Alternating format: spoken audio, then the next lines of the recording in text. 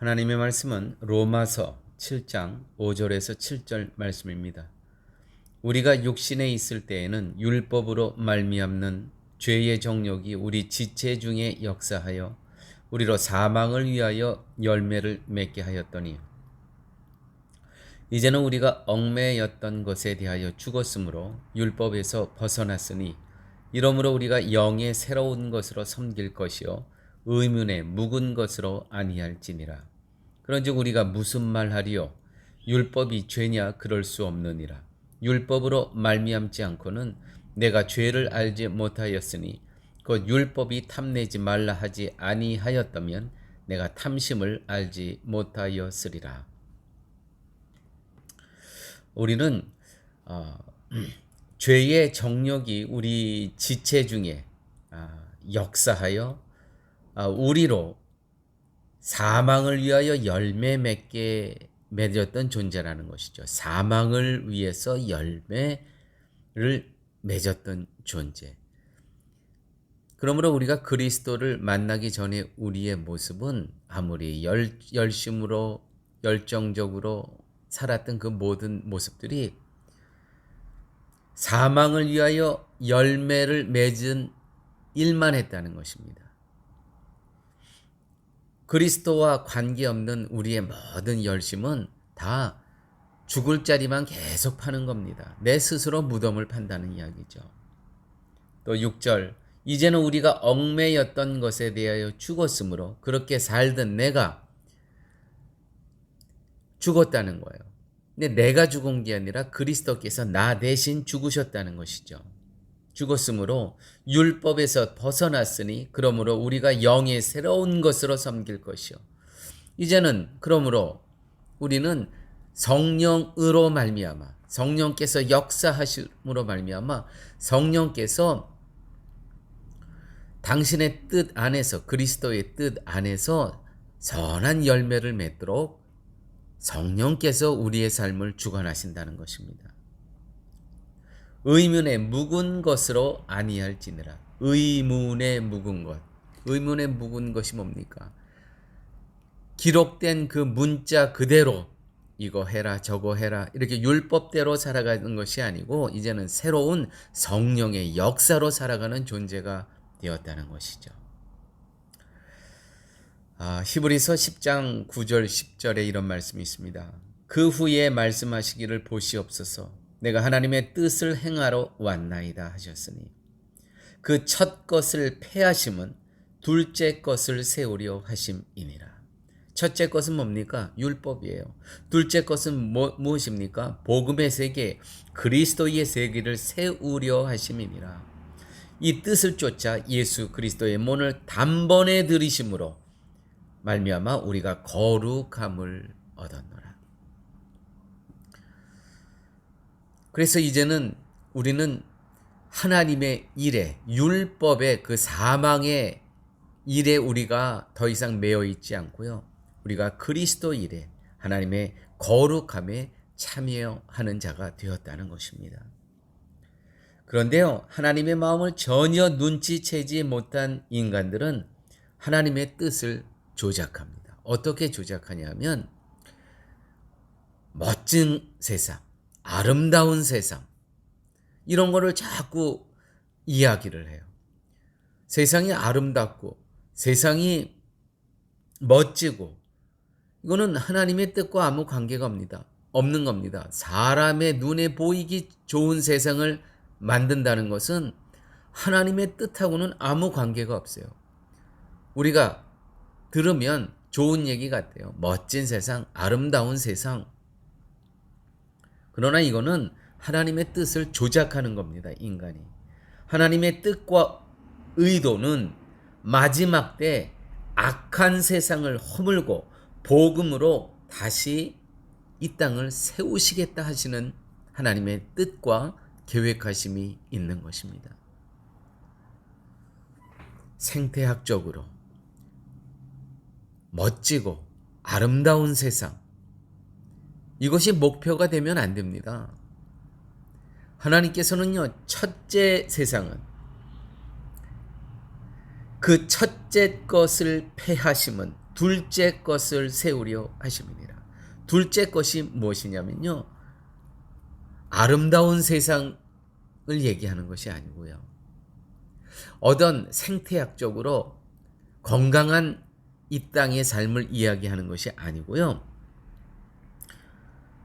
복음으로 그리스도 안에서 다시 이 땅을 세우시겠다 말씀하시는 겁니다. 여러분, 교회를 위해서 성도가 할 것은 무엇입니까? 그러므로 교회와 성도가 스스로 할 수 있는 일은 없습니다.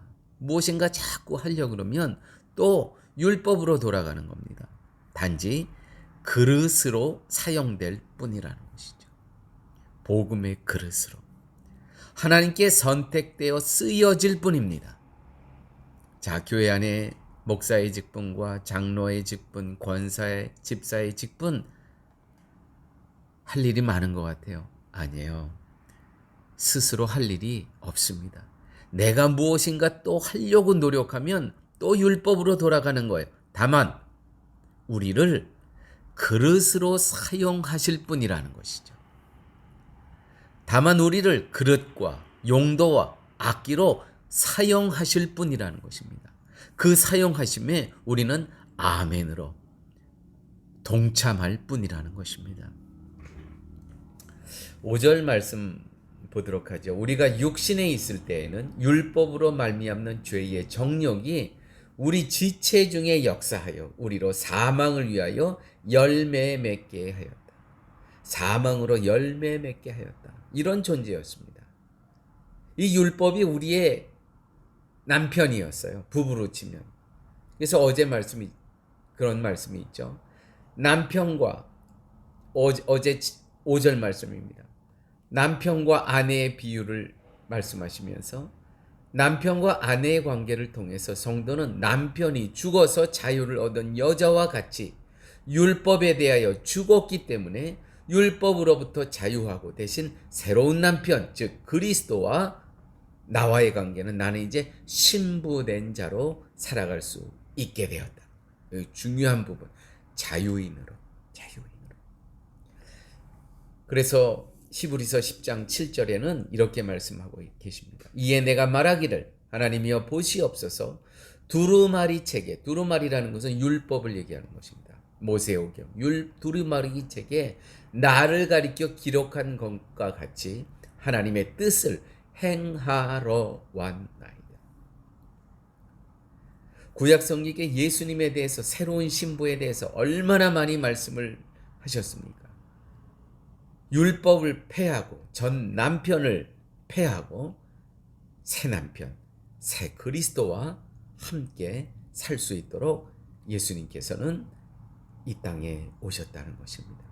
복음의 세계는 예수님께서 하신 일만 근거로 해서 다시 세우는 나라, 그 세워지는 나라에 하나님께서는 주의 백성을 연장과 그릇으로 사용하시고 성도편에서는 거룩한 용기로, 도구로, 그릇으로 쓰임받는 것 뿐입니다. 다른 말로 말씀드리면 성령님의 인도하심으로 자원하여 그릇으로, 악기로, 연장으로 사용되어진다는 것이죠. 여러분, 저희 교회는 이제 한 달 남았죠. 5월 둘째 주일이면 창립 10주년을 맞습니다. 저는 개인적으로 이 10주년을 맞길까지 우리 하나님께서 여기까지 오는데 제가 뒤돌아 보면 정말 꺼져가는 심지와 같은, 정말 아슬아슬한 순간들이 있었어요. 인간적으로 보게 되면. 또 흔들리는 갈대처럼, 야, 이 태풍과 이 회오리 바람에 이거 갈대 꺾어질 것 같다. 그런 순간들이 몇 번 있었습니다. 그런데 주님께서는요, 저의 염려와 걱정과 근심과 초조함에 저는 그렇게 생각을 했지만 하나님께서는요, 오늘 뒤돌아보면 그분은 그와 같은 순간순간을 하나님의 뜻 안에서 더욱 경고케 하여 주시고 더욱 교회를 강건케 하여 주셨다는 것이죠. 그래서 저 개인적으로는 기도하며 기대하며 기다리고 있습니다. 우리 하나님께서 창립 10주년부터 또 어떤 일을 계획하시고 꿈꾸시고 소망하고 계실까? 단지 교회는 하나님의 뜻을 분별해서 그 뜻을 깨닫고 그 뜻에 자원하여 성령님의 인도하심으로 동참할 뿐이라는 것이죠. 그래서 기도하고 있습니다. 주님, 이제 창립 10주년이 다가오는데 주님 어떤 계획을 갖고 계십니까? 내 뜻이 아니고 우리의 욕망이 아니고 오직 하나님의 뜻을 이루어드리는 그런 교회와 성도 되게 하여 주시옵소서. 사랑하는 교회 여러분, 똑같이 여러분들을 삶 가운데 우리가 세우는 모든 비전과 꿈과 계획, 그건 허망한 겁니다. 그 안에 예수 그리스도의 임재하심과 동행 역사하심이 없다면 그거는 폐하여야 될 육신의 정욕과 육신의 욕망으로 세워진 것이 하나님의 나라와 복음의 세계와 무슨 관계가 있는 것입니까? 아무쪼록 우리 사랑하는 성도님 모두가 기도 가운데 하나님의 계획하심과 하나님의 뜻을 분별하시면서 그 뜻에 성령 하나님의 인도하심으로 동참하며 동력하시는 미래의 우리의 삶이 되시기를 바랍니다. 함께 기도하십니다. 아버지 하나님, 감사합니다. 저희들에게 이제는 의문에 묵은 것, 그런 율법에 묵은 것들은 다 하나님께서 그리스도께서 이 땅에 오심으로 폐하여 주시고 우리에게 그리스도의 영으로 충만케 하여 주셔서 이제는 의문에 묶은 것으로 살아가는 인생이 아니고 새로운 성령 하나님의 역사하심으로 나머지 삶을 살게 하여 주신 은혜 아버지 하나님 감사합니다. 아버지 하나님, 저희들이 기도 가운데 주님의 세밀한 뜻과 계획을 알게 하여 주시고 기도할 때마다 하늘의 신비로움과 하늘의 미래에 하나님의 뜻이 잠겨져 있는 것을 보므로 하나님의 일에 자원하여 동참하며 기쁨과 감사가 넘치는 삶을 살아갈 수 있도록 우리 주님 동행하여 주옵소서. 모든 말씀 예수님 이름으로 기도드렸습니다. 아멘.